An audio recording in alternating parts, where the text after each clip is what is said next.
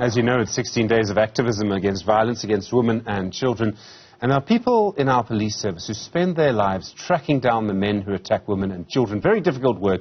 One of them is Sergeant Molwantoa Rapakgadi. He's a detective with the Gauteng Serial and Electronic Crimes Investigations Unit. He's done many big cases in his time. One of them he cracked was 6 men involved in a syndicate. It was called the 6 Men Syndicate. It was a group of men. They would rape victims during house robberies. They were eventually sentenced to 40 life terms in prison. Well, Sergeant Rapakgadi is with us now. Sergeant, good afternoon to you. Thanks so much for coming in this afternoon. Good afternoon, Steve. How are you? I'm well, thank you. So when you have a case like this, I mean, this was a big case. These people had committed horrible crimes. How difficult was it to track them down? It was difficult because they were unknown. Yeah, they were unknown. And then, fortunately enough, we arrested the first one. I can say right-handed. Then that is when everything started. What kind of evidence did you have to work with? In the beginning, we had nothing. We just knew that there are 3. 1 short, 2 tall ones. Nothing. That's it. That's it. So until we arrested him, and then we take his DNA samples, and then we go and test it. And when it comes, it shows, no, this is the right person. But we have outstanding, about maybe 3 or so. Then when we get another one, it shows that another outstanding. That is, slowly but surely, it was growing and growing and growing until we get the whole 6 of them. It's long, hard work, right? I mean, you have to be so careful with this. Indeed. For your safety, and then, yeah, you have to be more conscious. Any mistake, yeah, things will change. So you have to be careful. And then when you have all of the evidence, and you work with people, of course, and you have all the evidence, what's it like when you can actually knock on the person's door and say, we've come to arrest you? It must be very dramatic. Yeah, it is, but mostly they know that they committed crime. So when they see you, because we are not wearing uniform, they see you are already here, then you introduce yourself. It becomes as a surprise. They say, no, I don't know. But you are here, and you don't give them chance. Because one mistake, and then you will be in trouble. You must immediately apprehend and then put him under control. You can handcuff him. Yes, and then make sure you're safe. Because safety comes first. His safety and your safety is the priority there. Do they try and fight you? Sometimes. Sometimes, but you know, I come to you. You don't expect me. So I come ready. So I make sure that I'm safe, and then you must also be safe. When you open your eyes, trying to do anything, and then you are late. You're already in the cuffs. And it's not just you. You go with colleagues. Yes, yes. There's no, you can't just go alone. How long can it take? So in this case, the 6 Men Syndicate, you got a little bit of evidence and a little bit of evidence and a bit more DNA evidence. But each time you've got to piece it together. It must take quite a long time. And then you must apply your mind. And then use the sources. You know, we have sources. We have the Criminal Record Center. We have our forensics and stuff. You must utilize them. Those people are there for us. If we need help, we must go to them. They're always willing to help. So, but we must have a bit of information so that we can follow something. You can't just hit the bush. You must have a little bit of road, and then you follow the road.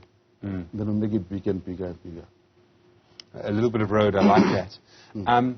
And you have to also worry that, you know, the defense lawyers are going to look at all of your evidence, and they're going to be very difficult. Yeah, that's another problem. So you need to do your work properly. You have to close all the gaps as much as you can.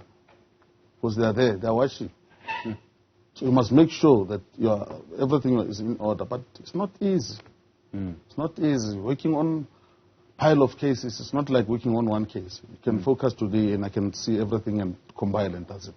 But if it's a lot of cases, here you get it right, here somehow, you know, yeah, it's difficult.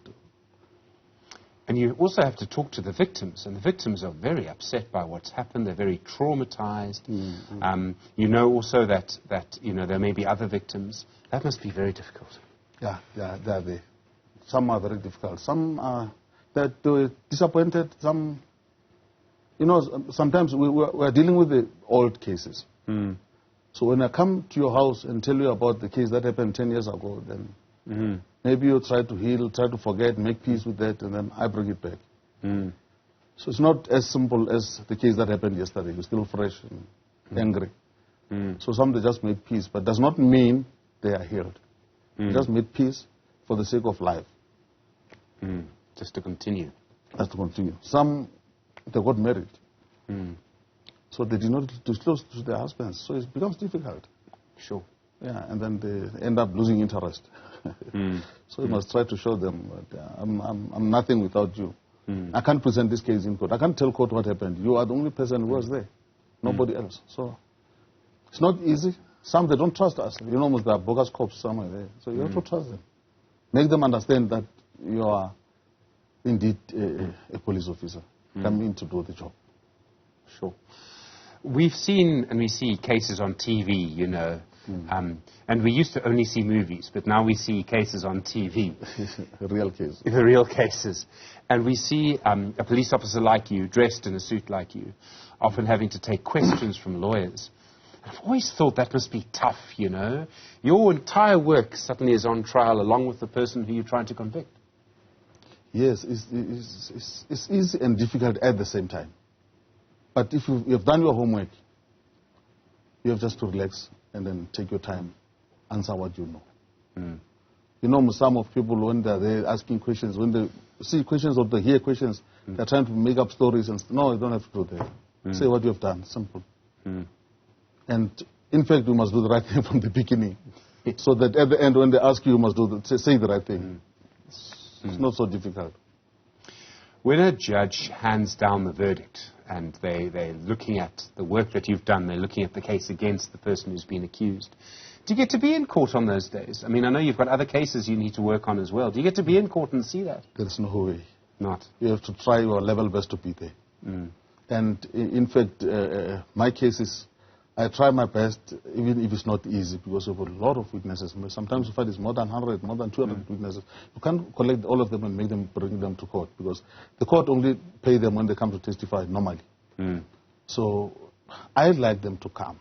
They must come and hear for themselves what the judge says about their cases. Because the judges, when they put the judgment down, my colleague used to say, is the exchange of power. You know, the accused was in power all along. Now he's there, he's humble, he's looking down. You've got the power. He doesn't have any say. But on the day of incident, he was doing as he wished. With you, by you, on you, anything. Yeah. So I like them to come there. So it's not easy, but we're trying to convince them. Even if they can't, all of them come. If I have 5, it's enough. Do you think it helps heal them in the long term? They feel better afterwards, more empowered, they have more power now? Way too much. Way too much. They're so thankful. I don't know how can I put it. So a lot of them. They're so thankful because they never thought they would see the person again. Because when the crime happened, they didn't know the person. Sometimes these people come during the night, you are asleep. Gone. They come with a torch or a cell phone torch, they put it in your eyes. Don't look at me, close your eyes, what? You don't know this person. But now, 5 years later, I come to you and said, no, you remember that day people came to your house. I got the guy. So they can't believe. They're like, yeah, it sounds somehow, but that is the way it is. And then I said, no, he's coming to court on this date. Please come. Court doesn't need you. Just come and see the person. Sure, that's very dramatic, eh? Very, very, very, very. Yeah. And how do you feel when you get a conviction? I mean, you must watch these victims, and their lives have been so damaged. They've been hurt so badly. And you get to see them, hopefully, being able to put their lives back together after a court case like that. They become so happy. And I'm also happy, by the way, because I struggled. I worked along. You know, the case does not come to court today and convict tomorrow. Sometimes it takes a year or 2 years. So when it's done and I won, I become happy. Then at least at the end of the day, I worked for something. And the victims are happy. And you know, I always say, I'm working for the victims. They are my clients. I must satisfy my client. Either way. If he doesn't understand, I must make them understand. Because some they don't understand. This issue of the law, we're dealing with these things every day. Somehow he also doesn't understand. The law, book of the law is too big.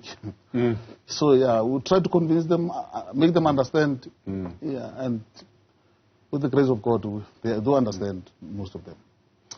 And Sergeant, I mean, I work as a journalist, and I complain that I work hard, but I think you must work twice as hard. You must work such long hours. And the safety. Yeah, sometimes you have to trace these people. Somebody's working, he comes late, 6 o'clock, he knock off 6 o'clock. He travels for 30 minutes or 1 hour. You're looking for you. You must wait. There's nothing you can do. If you're at the right address, they say, no, he went to work, he's coming back. You have to wait for the person. Or you go, come back later. Well, that's what I'm saying. Only God is watching. We believe in that. Then God will protect us. We're doing the right thing. We're not doing the wrong thing. And then if they're happy, we're happy. That's it. I interview a lot of people, and I can tell people who have a mission, a purpose in life. Yes. I think you must be one of those people. When you wake up in the morning, you have a job to do, and it's a very important job. Yes, my purpose is, I wish people can see things differently. Can be the member of public and all those things. They must see things differently. We are working, and we are working for them. We are here for them. There's nothing else.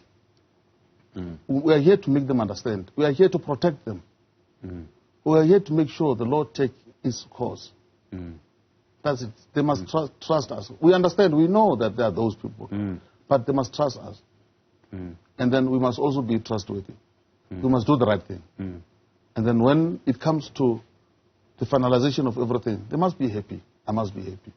That's it. Because we are doing justice. We are not doing crime. We are fighting crime. Do you think, Sergeant, there are things that we can all do to help you catch more people? Do you think there are things we can do to make your life easier? It might be about evidence. It might be reporting crimes. It might be, contacting you and saying, this person, I know he's done something and I know this is where he lives. Things like that. That's my wish. There are a lot of things. Crime is happening in the community. The community knows these people. It's their cousins, their brothers, their husbands, and all those things.